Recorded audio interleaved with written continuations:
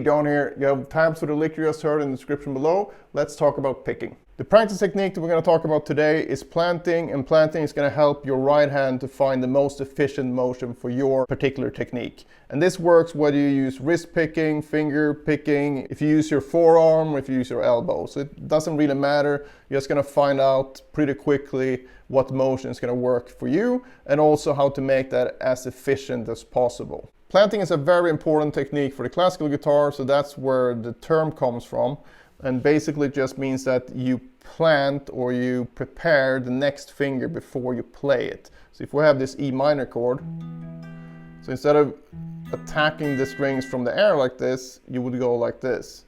I start with the thumb, then I plant the next finger, and then I plant the next finger, and then I plant the next finger. So when you do that, you have a much more secure sound.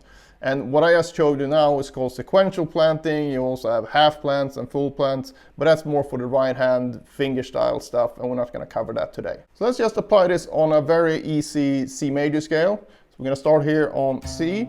So we have the 8th fret, 10th fret, 7, 8, 10, 7, 9, 10. So just one octave of the C major scale. Alternate picked. When I play that with planting, it's going to sound like this. Again. So what's happening here on the single string first is that as soon as I play the first note, I'm gonna go like this, down, and then instead of hanging out here and waiting and letting the note ring, I'm gonna immediately go back, so I'm preparing the next pick stroke, which is an upstroke. So I'm gonna be resting on the string like this. So down, up. And you want to do that as quickly as possible, so like this. So the shorter the notes, the faster you've done it, right? Then when you change strings, now you're not gonna mute the string you're leaving, because if I go down, up, and then I go down on the A string, as I go up here, I'm not gonna mute the string with the pick, but I still cut the note short with my left hand.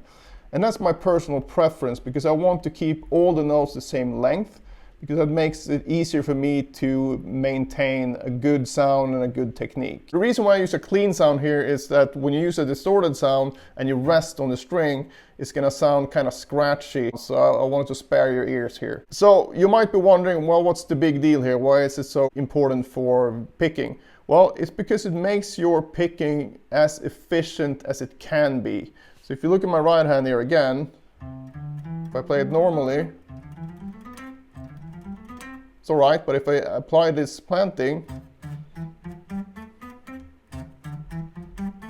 it's pretty much as efficient as I can get with the particular technique that I use. This is not something that's gonna necessarily look exactly that way when I play normally, but by practicing this way, you're gonna find that it starts to rub off on your normal playing, so you get more efficient automatically. And that's a very important thing. In a way, this is related to the speed burst type of practice in terms of finding your picking motion. Because if you do this planting thing, and if you look at this, for example, if I just play this scale again, if I'm not using a correct motion, especially when I cross the string, I'm gonna hit the next string, or it's gonna be some sort of noise, even when I'm doing the planting, or actually because I'm doing the planting. Because when I do that, I really move my right hand as fast as I can from note to note. So when you practice this, you want to keep the tempo low and just make the transitions very fast as well. So you go like this. So you can see in my right hand here, when I go upstroke and then downstroke here, if I didn't get this right in terms of the motion, I would most likely hit this string again instead of getting to this string. So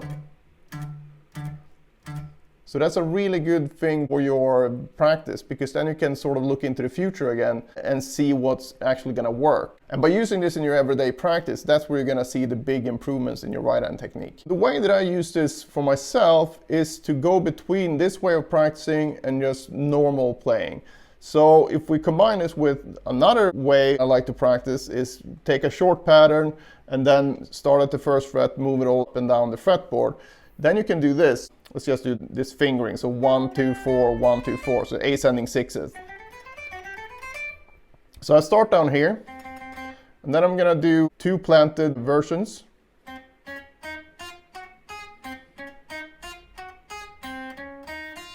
Normal.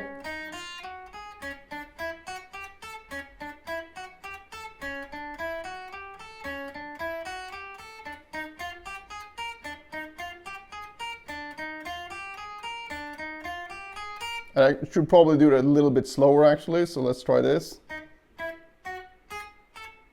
You see, even though I play slower, meaning less notes per minute, I'm still moving my right hand as quickly as I can from note to note.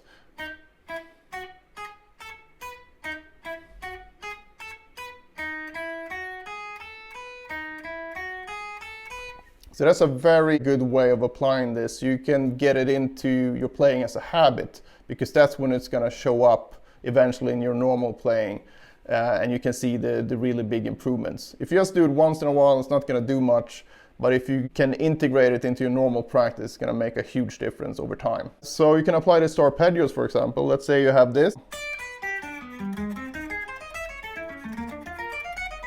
So basically this shape, I'm just gonna move it and then move it up chromatically.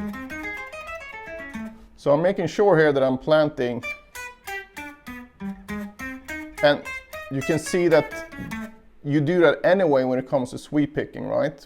Because you want to get those rest strokes. So that's a form of planting as well. But we also get it now here. So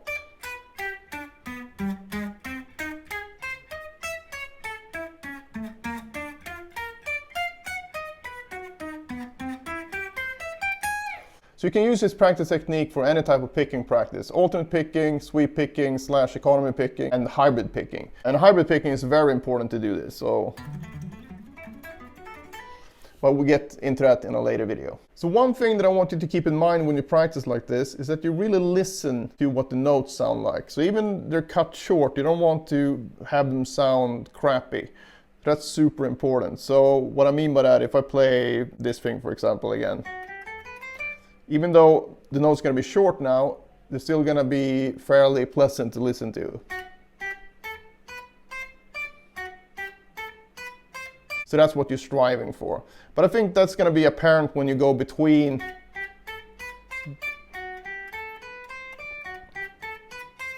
when you sort of A-B the normal picking and the planted picking as you move up and down the fretboard. As with any practice technique that I share, it's not going to be a quick fix or anything like that. You still need to do the work, but it's another tool in your practice toolbox that can help you improve much quicker. And if you think this technique seems weird and you're wondering like, well, is this really going to help me? Rick Graham, probably one of the best guitar players out there, he swears by this technique to the point where he feels it's one of the most important ways of practicing for him. Can't give you a better example than that. Now it's your turn. Apply this in your own practice in the way that I described, and let me know in a few weeks if you felt that it helped you.